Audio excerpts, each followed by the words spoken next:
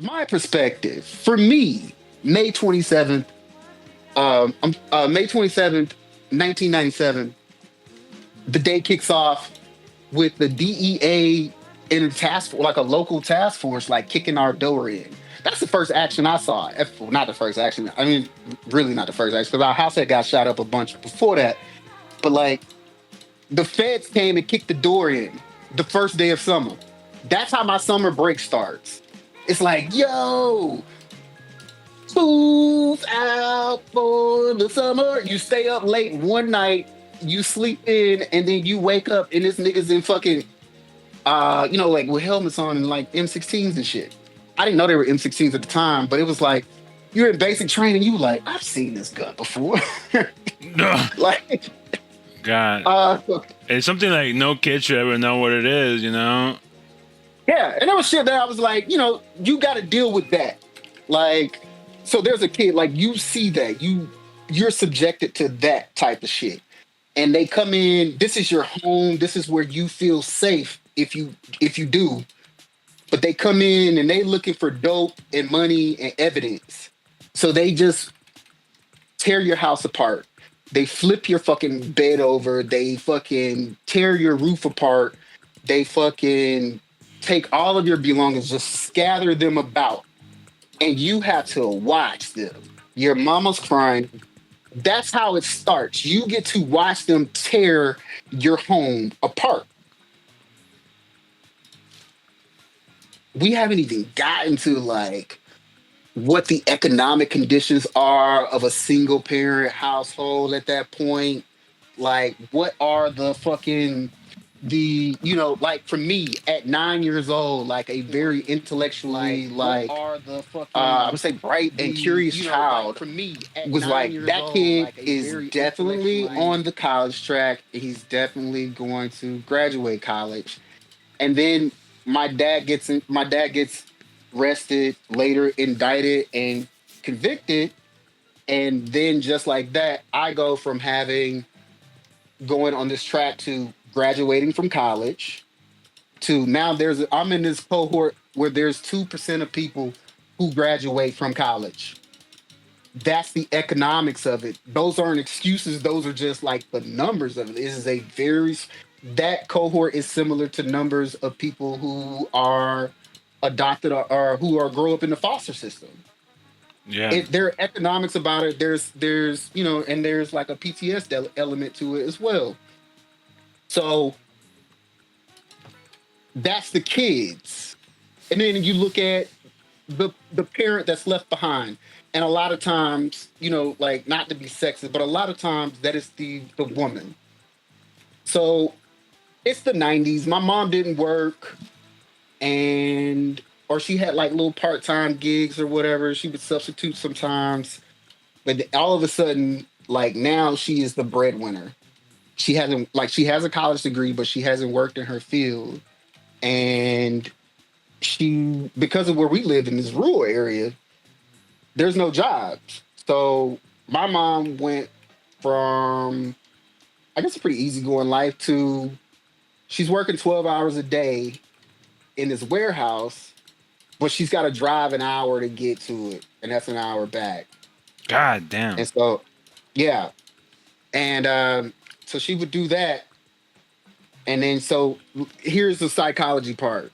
This is the 90s. We don't really have cell phones, so it's not like nobody was. It wasn't that unique of experience for your mom to be gone all day, you not have access to her. So that wasn't so much the part. It was just that I don't know. I mean, just like, hey, take care of your brother. Oh shit, how do I do that? Like, I'm still beating this motherfucker's ass every now and then. Yeah, absolutely. That's what you have to do. As you That's what you're supposed to do. take care of him, I'm giving this motherfucker nuggets. Um, but like, that's a tremendous amount of pressure on one person. She also saw her home where she felt safe be shredded, and now she's got to make sure that her kids eat. Like, we are down to the lowest level of the Maslow hierarchy of needs now. She's like, got to make sure. she, in this sense, not just my mom, but like all of them that are left behind, she's got to make sure that the kids have housing, fucking food, and fucking clothing. And a lot of times, dude, you can't, depending on your situation, you're not really able to move beyond that. Mm-mm. It's really hard. So what does that do to that family?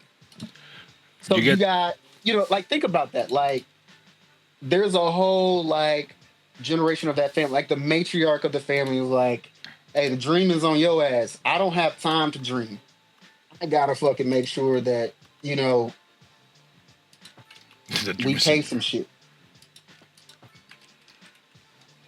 It's a Godspeed. weird thing too, growing up, Yeah. man, to be like, my mom was like, she took things to the extreme. She, like I now know that she called it,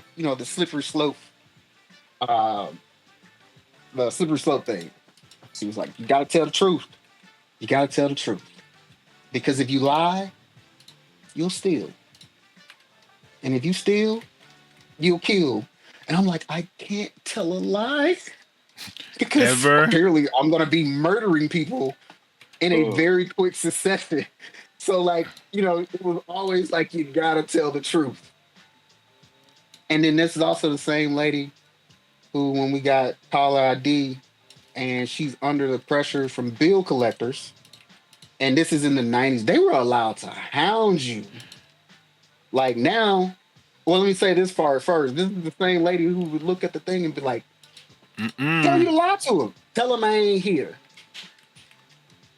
Damn. 1 second. So it's like, all right. yeah. There's this dichotomy of a value system. Like, this is a lady who's been preaching truth to me for so long. She's like, tell him I ain't here.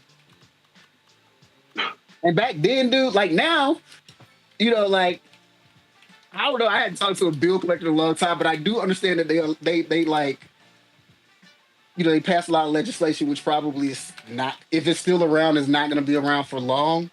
Where like you can be taken off the list. Like, don't call me. I ain't got it. Yeah, yeah.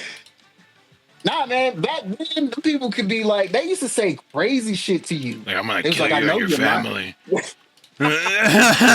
Yeah, essentially. It's like, I know you're lying. She there? No, I'm not lying. She's not here. Fucking liar. You fucking lying kid, I Yeah. know it.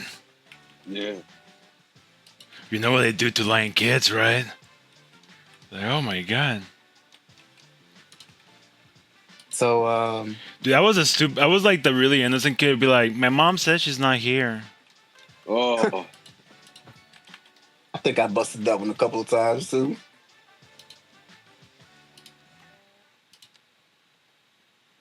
Yeah. But, and then I want to go a branch out, man. I'll go to the next branch. Like those people, they have parents. And for my case, it was like my grandmother, I don't think she wasn't shy at all. And if you talk to her long enough, you would know that my dad was her favorite child. And by extension, we were her favorite grandchildren. And she was, now when I look back, she was a black lady born in the South, lived and grew up in rural Alabama. She chain smoked. She didn't have the best diet, but goddamn it, did it taste good. How long did she really have That's anyway? awesome. That's awesome. You know, how long did she have anyway? But her pride and joy goes to prison, and she sees how he's kept, and she's worried. And I get to see this lady, like I see the change in her as a young boy. Like I see the change in her, and she really did stop taking care of herself. She was a diabetic that always took her insulin, um, and got her some walks and stuff in. Um, but yeah, she just kind of I think she just kind of gave up. Like that hit her too hard. She couldn't recover from that one. So his mother dies uh, 2.5 years into his sentence, into his 11.5 year sentence. And so what happens then? Um, he needs to see her in the ground, right? Everybody needs to be able to see, go to the home going and see their people off. Yeah. But DOC or whatever, they denied that. And they said that he couldn't come back because there could have been threats on his life.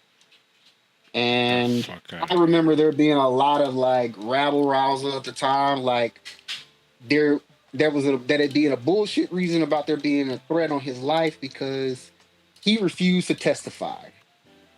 Um, and I'm not going to glorify that because he had two young children. Um, in addition to, I mean, he had three young children. I mean, yeah, my older sister, half sister, would have been like I don't know, maybe in the eighth grade at that time, something like that. Um, so I don't glorify that. So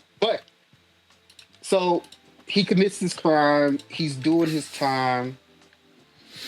It's impacting him. He's living in this hellhole. He's dehumanized, right? He's being institutionalized. His kids were traumatized. They are dealing with the follow-on effects of that trauma. They are dealing with the socioeconomic factors. Um, and his spouse, his significant other, is dealing with the stress of being head of a household, all of that. And now you're his parents. And then there's a bereavement in the family. And he's not allowed to uh see her off. And yeah, that's one I didn't agree with. That one is And fucked like up. still, yeah, like still looking back. So um yeah, that's our current system, dude.